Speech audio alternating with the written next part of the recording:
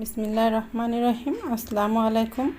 নীতি সহজ সমাহারে আপনাদের সবাইকে স্বাগতম জানিয়ে আবারও চলে আসলাম এই গরমে ভীষণ মজাদার এবং লোভনীয় একটি রেসিপি নিয়ে। সেটি হলো একেবারে দোকানের মতো পারফেক্ট ম্যাঙ্গো আইসক্রিম। তো চলুন দেখে নিই কীভাবে তৈরি করে নিচ্ছি।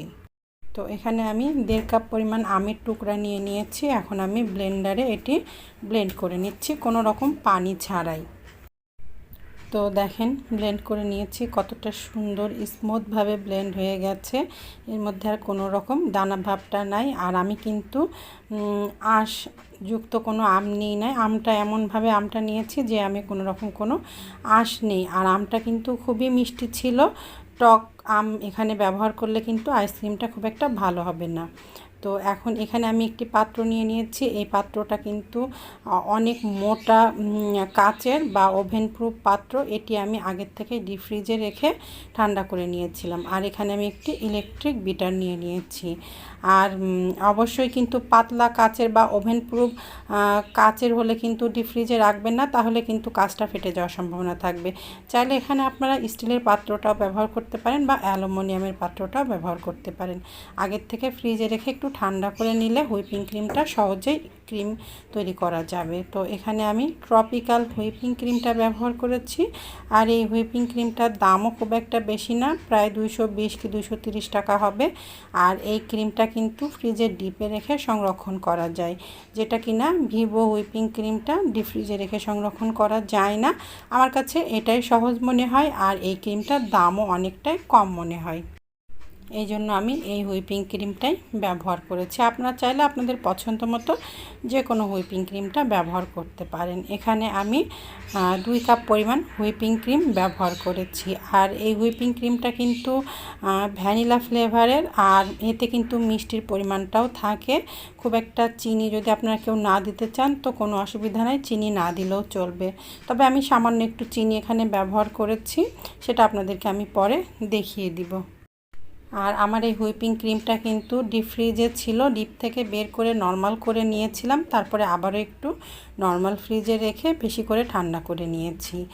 আর এখানে আমি দিয়ে দিচ্ছি 4 টেবিল চামচ পরিমাণ চিনি। এক কাপ হুইপিং ক্রিমের জন্য এখানে আমি 2 টেবিল চামচ করে চিনিটা ব্যবহার করেছি। আবারও বলছি, এই ক্রিমে কিন্তু চিনিটা দেওয়াই থাকে, মিষ্টি থাকে। আপনারা চাইলে কিন্তু চিনিটা বাদও দিতে পারেন যদি কেউ হালকা মিষ্টি খেতে চান। এখন আমি এই চিনির সাথে হুইপিং ক্রিমটা একটু নাড়াচাড়া করে মিশিয়ে নিচ্ছি। আর আমি ইলেকট্রিক বিটারটা ব্যবহার করেছি। আপনাদের কাছে যদি ইলেকট্রিক বিটারটা না থাকে আপনারা হ্যান্ড উইক্স দিয়েও কিন্তু বিট করে নিতে পারেন, সেক্ষেত্রে কিন্তু একটু সময় বেশি লাগবে। তো এখানে আমি হাই স্পিডে দিয়ে ইলেকট্রিক বিটার দিয়ে বিট করে নিচ্ছি।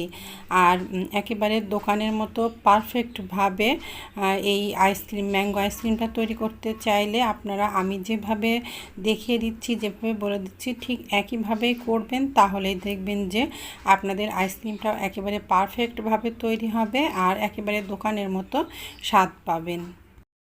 আর আরেকটি কাজও আপনারা করতে পারেন, যাদের এই ইলেকট্রিক বিটার নেই তারা কিন্তু ব্লেন্ডারের জগের মধ্যে এই হুইপিং ক্রিম, আমের পিউরি বা আমের টুকরো আর পরিমাণ মতো চিনি দিয়ে ঘন থকথকে করে কিন্তু ব্লেন্ড করে নিতে পারেন। কিছু সময় ব্লেন্ড করলেই দেখবেন যে একেবারে ঘন হয়ে যাবে।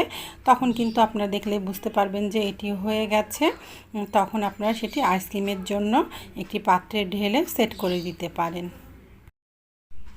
খুব কম সময়ে কিন্তু এই হুইপিং ক্রিমটা সহজেই ঘন হয়ে যাবে। আর আমি কিন্তু একেবারে অনেক বেশি শক্ত করে এই ক্রিমটা হুইপ করে নিব না, একটু সফটভাবে করে নিব।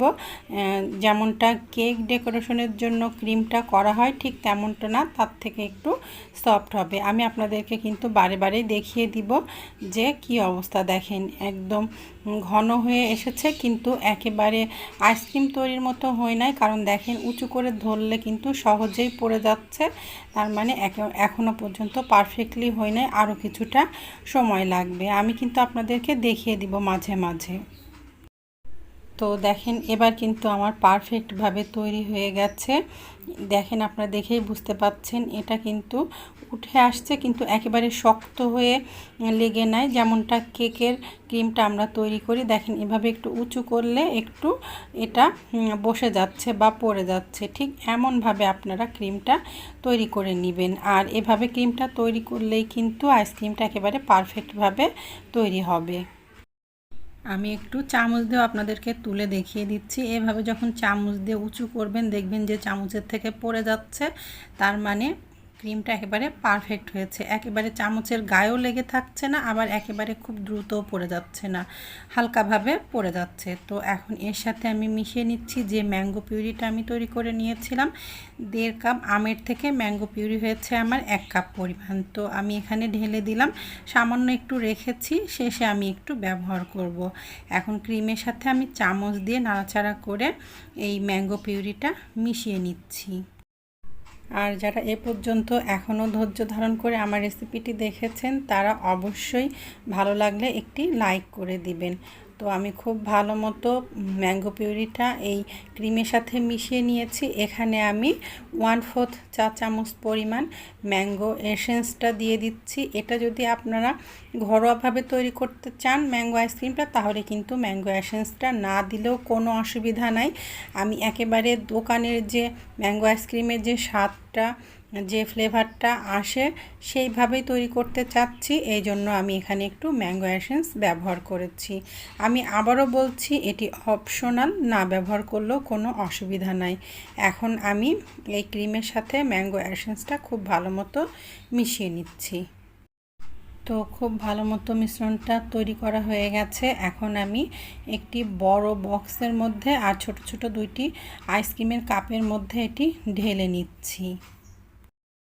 তো আমি একটি বড় পাত্রে আর ছোট ছোট 2টি কাপের মধ্যে আইসক্রিমটা সেট করতে দিচ্ছি। আপনারা আপনাদের পছন্দ মতো যে কোনো পাত্রে আইসক্রিমটা সেট করতে দিতে পারেন। চাইলে কিন্তু ছোট ছোট বা মাঝারি সাইজের 2-3টি পাত্রর মধ্যেও কিন্তু সেট করে নিতে পারেন। এখন ওপর দিয়ে আমি দিয়ে দিচ্ছি ম্যাঙ্গো পিউরি, যেটা আমি একটু রেখে দিয়েছিলাম। এই ম্যাঙ্গো পিউরিটা দিয়ে ওপর দিয়ে একটু দেখা সৌন্দর্যের জন্য সাজিয়ে নিচ্ছি। আপনারা চাইলে এখানে আমের ছোট টুকরো ব্যবহার করতে পারেন, ওপর দিয়ে একটু ছড়িয়ে দিতে পারেন। আমি আমার আগের একটি ম্যাঙ্গো আইসক্রিমের রেসিপি দিয়েছিলাম, সেটিতে আমি আমের টুকরো ব্যবহার করেছিলাম। এবারটা আর তা করলাম না, আমি একটু ম্যাঙ্গো পিউরি দিয়ে এভাবে একটি কাঠি দিয়ে ঘুরিয়ে ঘুরিয়ে একটু ডিজাইন করে নিচ্ছি। ছোট কাপের মধ্যেও কিন্তু আমি এভাবে ঘুরিয়ে ঘুরিয়ে ডিজাইন করে নিচ্ছি। আর এগুলোর আমি মুখটা বন্ধ করে দিয়ে ডিপ ফ্রিজে সারা রাতের জন্য রেখে দিব। তো পরের দিন আমি আইসক্রিমটা ডিপ ফ্রিজ থেকে বের করে নিব। তো আমি ডিপ ফ্রিজ থেকে আইসক্রিমটা পরের দিন বের করে নিয়েছি। দেখেন কতটা পারফেক্টভাবে তৈরি হয়েছে, খুবই মজার হয়েছিল আইসক্রিমটা। আর একেবারে দোকানের মতো মনেই হচ্ছিল না যে আইসক্রিমটা বাড়িতে তৈরি। আপনারা একবার হলেও আমার এই রেসিপিতে ম্যাঙ্গো আইসক্রিমটা তৈরি করে দেখতে পারেন, ইনশাল্লাহ নিরাশ হবেন না। আর এই গরমে তো এই রকম মজার আইসক্রিম থাকলে আর কোনো কিছুই লাগে না। তো আজকের মতো এখানেই রাখছি। আসসালামু আলাইকুম, আল্লাহ হাফেজ।